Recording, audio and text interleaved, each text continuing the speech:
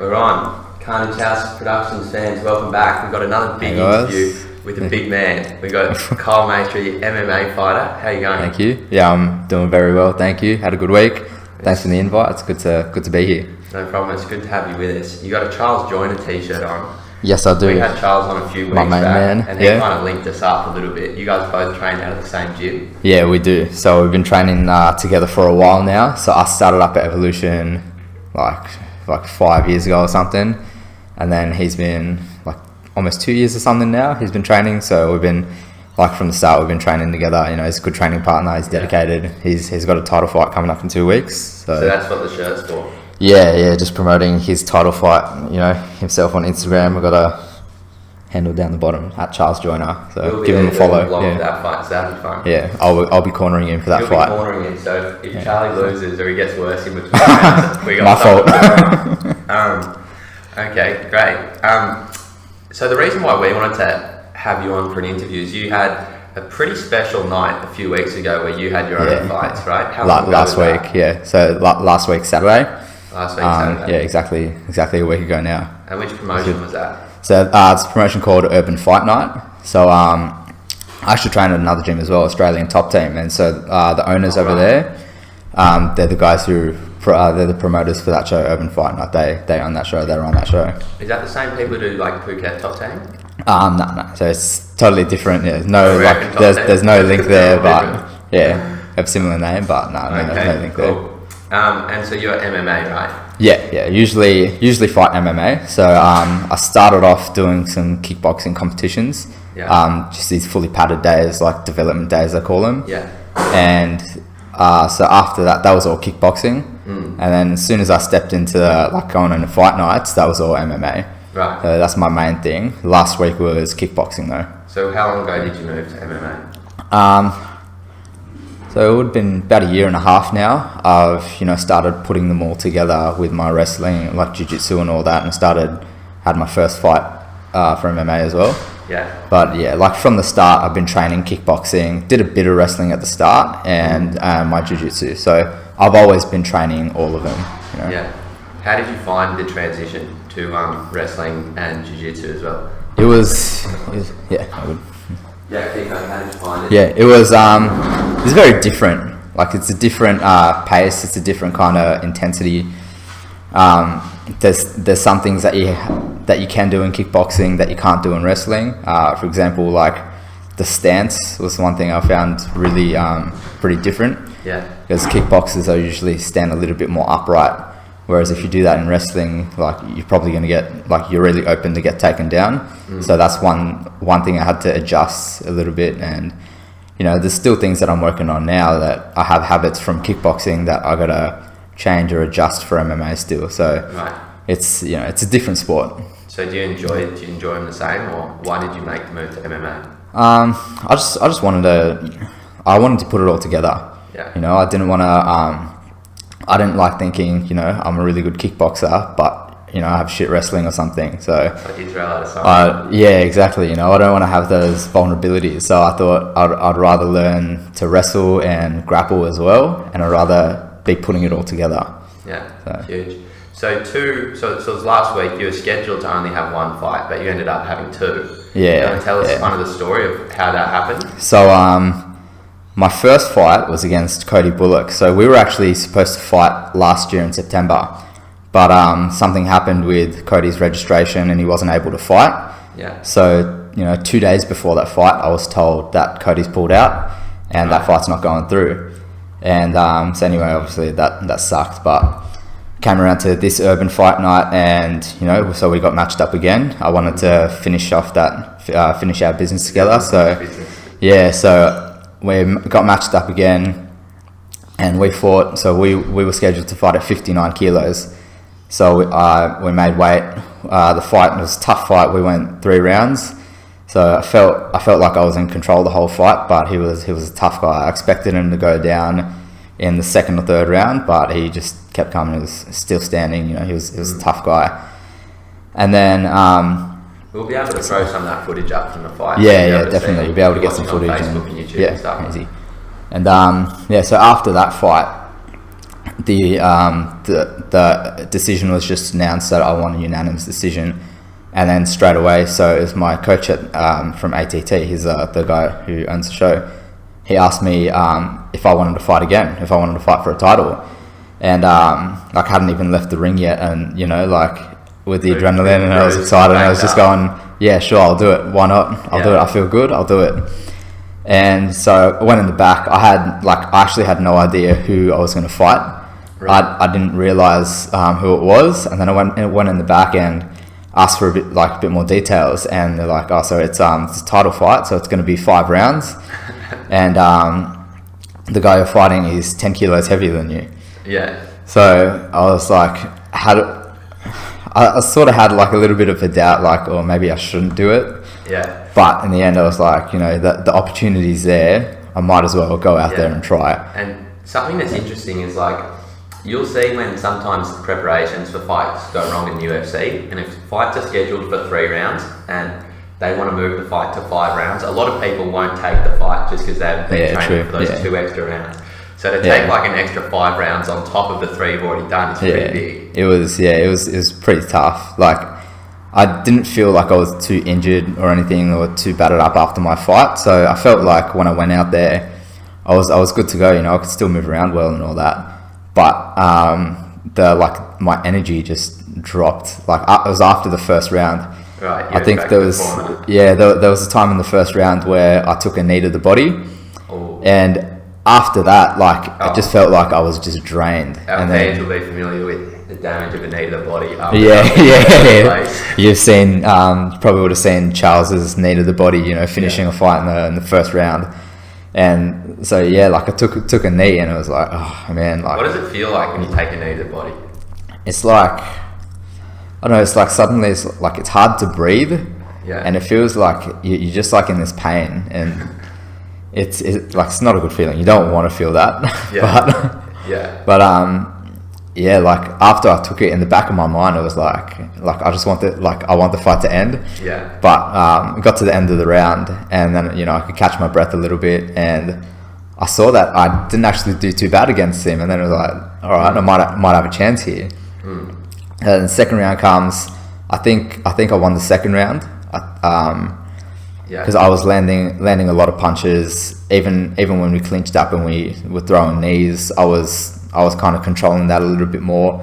And after the second round, like, I was actually confident. I thought I could be able to finish him. You know, I thought I could be able to win it. Because every time I hit him, he looked like he was getting hurt. Right. You know? So in my mind, every time I threw a punch, it was, all right, one more time and he's going to go down. One more time he's going to go down. So I just kept on doing that, but you know, I was just gassed. I was just tired. So, but yeah, it was a struggle. It was tough to get through, especially after like the third round. I just felt slow on my feet. I felt I wasn't hitting as hard as I was before. Felt like I was getting hit more, and every time I took a knee, every time I took a punch, it was like, you know, it hurt. So but yeah, it was. Those last 2 rounds, I think it was just had to dig deep mentally and try to, you know, push myself to stay in there and just give him 100% everything I got.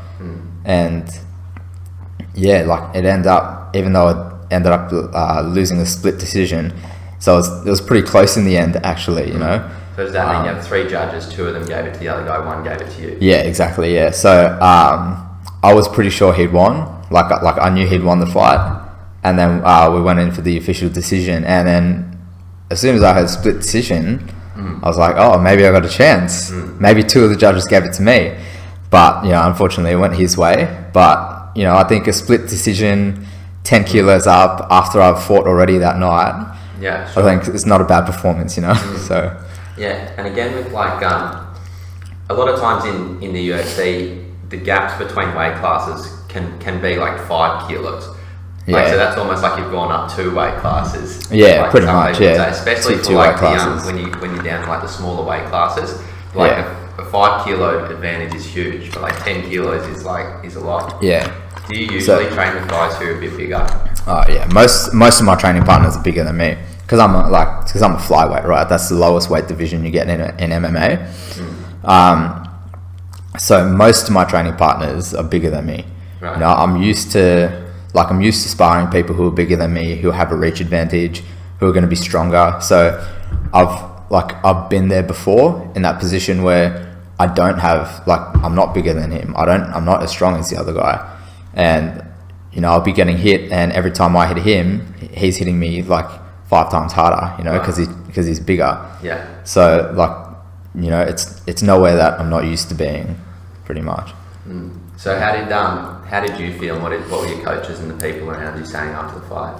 Everyone was just excited for me, you know, because I think I showed a lot of heart. You know, that's what I got mostly. You know, everyone was telling me man, you're tough as. You know, I showed it was just a good feeling. I wasn't disappointed that I lost, because I think going in I was the underdog anyway. You know, I was expected to lose that fight. Yeah. Because, you know, 10 kilo difference. You know, I fought before already and whatever.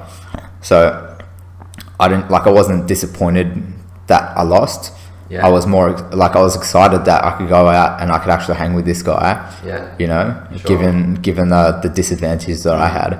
Yeah. So, and, you know, everyone, all my teammates, everyone I passed in the crowd, you know, they're all shaking my hand, telling me they enjoyed the fight, telling me how tough I am and all that. You know, it was a good feeling. Yeah. You guys had, well, I saw it on Instagram. I don't know whose account it was, but you and the guy you fought had a nice photo afterwards. It looked like you guys had a bit of respect. Yeah, definitely had a lot of respect, because I gave him 100%. Everything I could throw at him, I threw at him, and he took it all. Yeah. You know, and there were times when I expected him to go down, and he didn't. You know, he stayed in there. So 100%, definitely a lot of respect to him. You know, Sure. and I think one thing that a lot of people would say is oh, well, you know, there's 10 kilo difference and all that. But I think if I'm to say, you know, I'll go up to 10 kilo, I'll go up 10 kilos, I'll fight him anyway. If I won, I still won. You know, I would win the title. So it shouldn't be any different for him to say, when he wins, to say, you know, you fought him, but he's 10 kilos lighter than you. And Right. What's his name? Liam Rumble. Liam Rumble. So Yeah. Liam Rumble, you get a shout out for being a tough guy. Real tough, real good guy. You know, Real good definitely guy. respect him. Okay, Like to cool. fight him again sometime, maybe. Yeah, okay, that would be cool. So what does the future look like for you? You're going to continue down this MMA? Definitely. I definitely want to continue fighting and, you know, turn pro eventually. You know, not sure how far off I am, but I'm gonna give it all the time it needs. I'm not gonna try to rush it or anything. Yeah. In the near future, in 3 weeks now.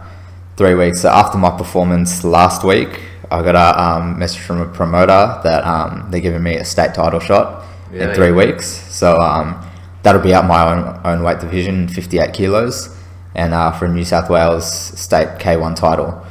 So that's my next goal in fighting. That's a pretty obviously. crazy turnaround. Yeah. Usually, with fighters like boxing or MMA or whatever, well, at least the guys at the top, if they're active, will fight 3 times a year, usually 2. Yeah. But you have a 1 month turnaround. Yeah. Is that you trying to keep crazy. busy on purpose? Yeah, I'm taking the opportunities. Yeah, exactly. I'm just taking the opportunities that come up. Yeah. It's for a state title, you know. This is it's not an opportunity that you get all the time. So I'd be an idiot to say no, you know, because for whatever reason, I definitely just want to take the opportunity. It's there. I might as well take it. Yeah. I don't know how long it's going to be until, you know, I can get offered a title fight again. So this is what's come up for me, and, you know, I feel good to fight. There's no point of me, you know, taking a bit more of a break when, you know, my body still feels good and I can fight. I might as well go do it, you know. So how does that amateur MMA scene work?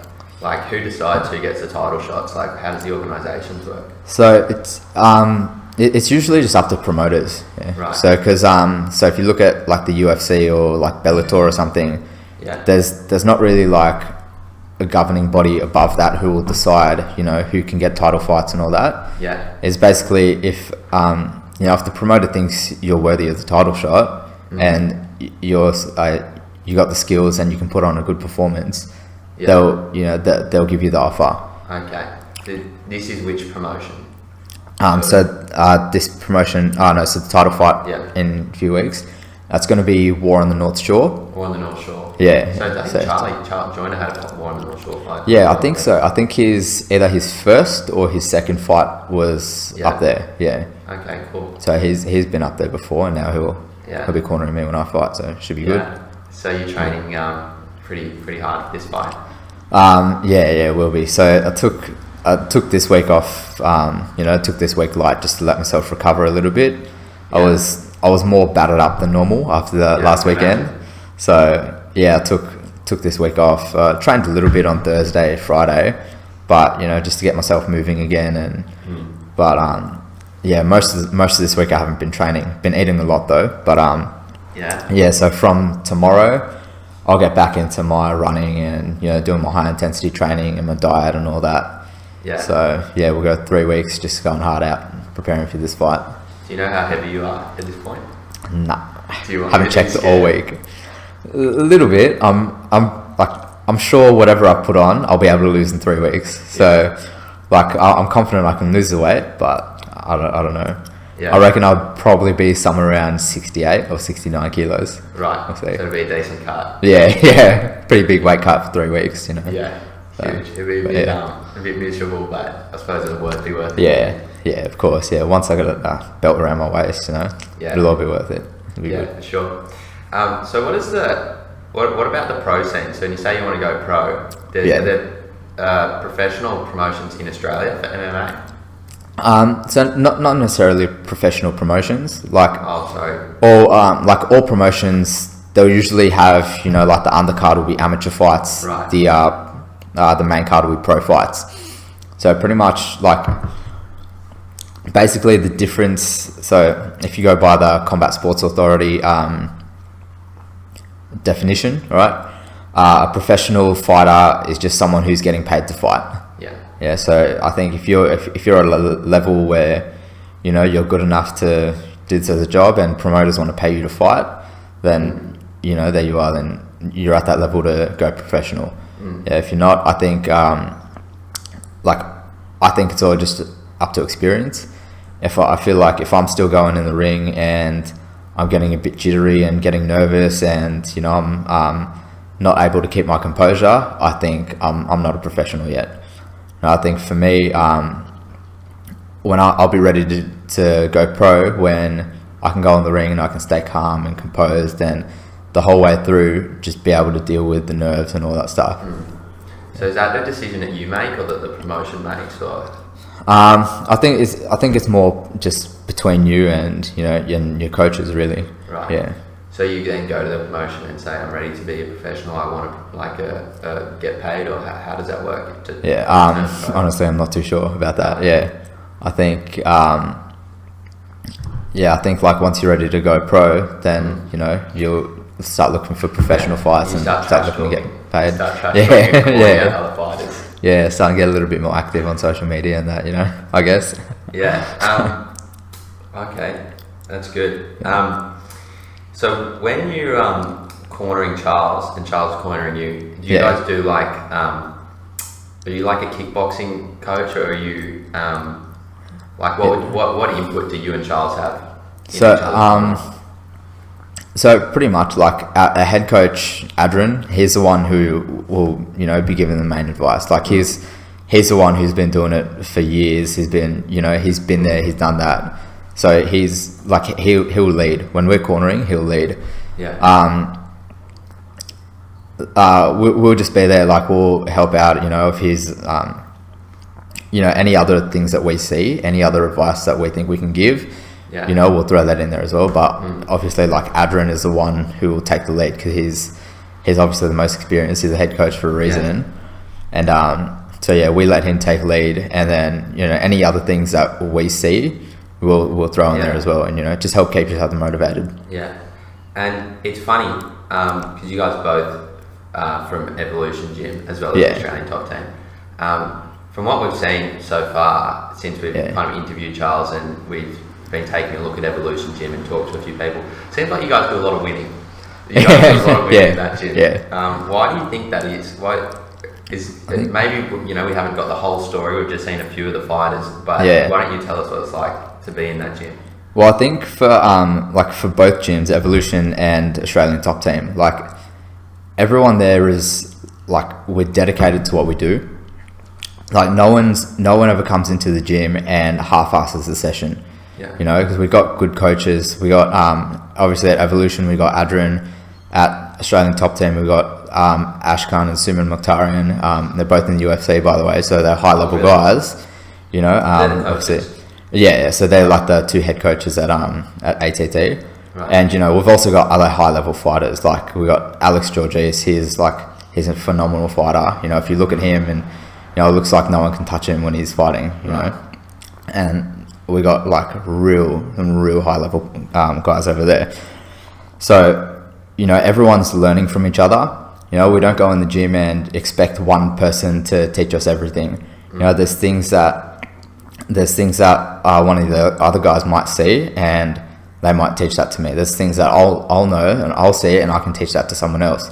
So everyone's learning from each other and everyone's dedicated and everyone's humble. So everyone, like no one goes in and thinks they're better than anyone else. Right, to leave your ego at the door. Yeah, exactly. Yeah, that's we got a motto at Evolution Gym: no ego, just dedication. Yeah. And like that's what we're about. When we go in there, we're not trying to prove that we're better than anybody else. We just want to learn, and we're dedicated to that.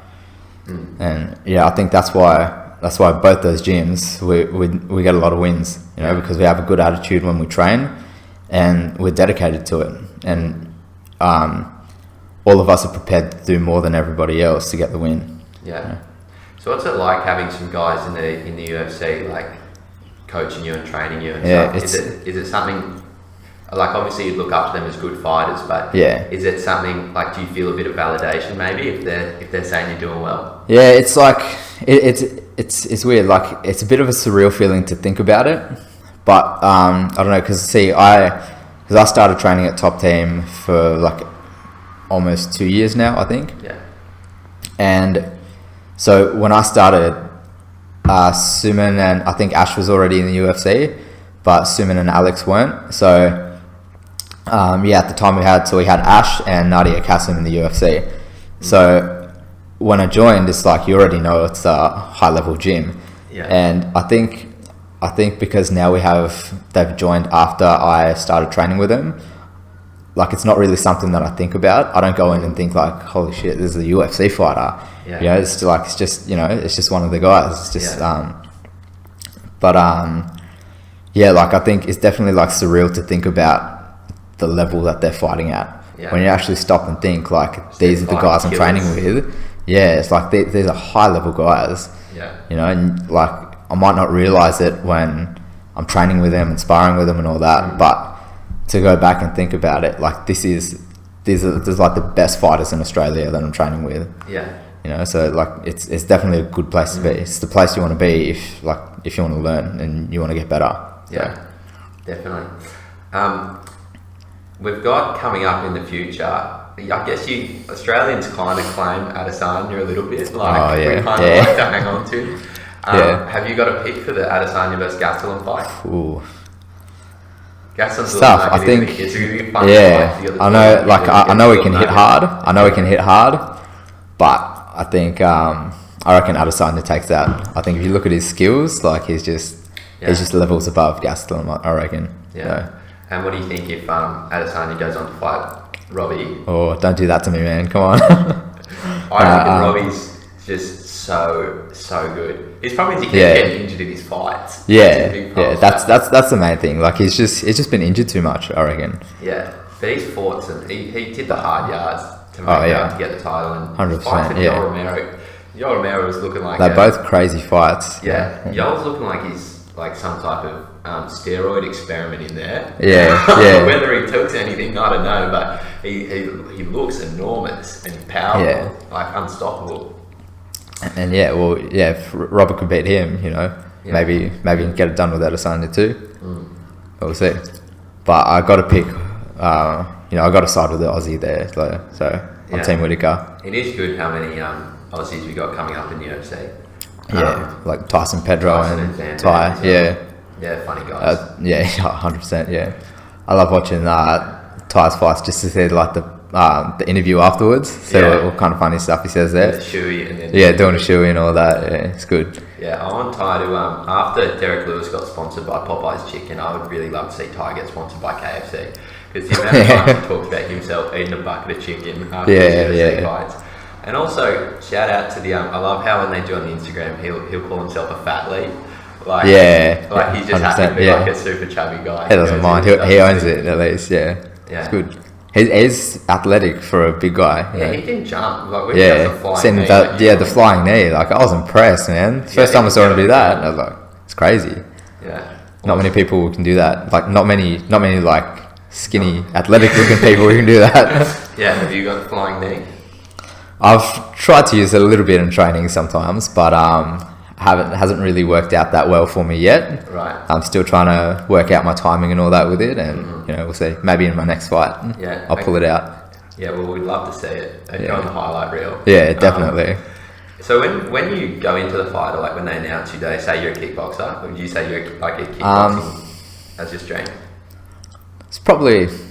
Yeah, you could say that, I reckon, because I think my kickboxing's at's probably a little bit better than my jiu-jitsu at the moment, and my wrestling, obviously, like my wrestling's not as good as the level as the rest, because from the start I was doing kickboxing and jiu-jitsu, but wrestling I've done a bit more recently compared to that, so probably more of a kickboxer, I think. Australia more of a doesn't really have a big wrestling scene, or at least not compared to the US. Like the US churn out these crazy wrestlers. Yeah, because it's all their the college, college system, and so they can, even against some high level strikers, if you get a really good wrestler, and you get strikers who aren't that good at taking out defense, it's hard to watch. It can be really hard to watch. Like even you saw in like the Khabib McGregor fight, even 100%. Like the wrestlers sometimes can be really, really good. Now the only thing I think that's left to say is, how do people follow you? Like, what's your Instagram tag, and where can they find, or how do they get to your fight that's coming up? Okay, so if you want to follow me on Instagram, it's just Kyle_Maistry. Right. We'll put a little handle up there. Yeah. All right. Kyle_Maistry. And on Facebook, I just started my Facebook page like a week ago. It's called Kyle Maistry, martial artist. So you can go ahead and like that and give me a follow on Instagram. And I will have tickets available for my fight coming up. So it's in the North Shore, obviously. I'm not exactly sure where. Haven't looked at all that stuff yet. I'll get tickets soon, and if you're interested in coming, you can just send me a message on Facebook or Instagram. It's probably the best way to contact me. Okay, perfect. As well, let us know in the comments what you thought of Kyle's chin up, if you saw it on the Instagram. Oh yeah. I thought it was pretty good. Look, I'd give it a good 9 out of 10. I think it's the best one we've had so far. Actually. I'm proud. Was it better than Charles? Yeah, well, Charles didn't do one. I don't think he'd fit like it. He's probably a bit too tall for that, eh? But anyway, good to have you on. I'm sure we'll definitely. Hopefully we'll be able to have you on after your fight again, and we can talk about I'll put my belt right here. Yeah, put it right there. State champion. That's it. Okay, beautiful. Yeah, thanks for having me. Alright, we'll see you guys later. Bye bye.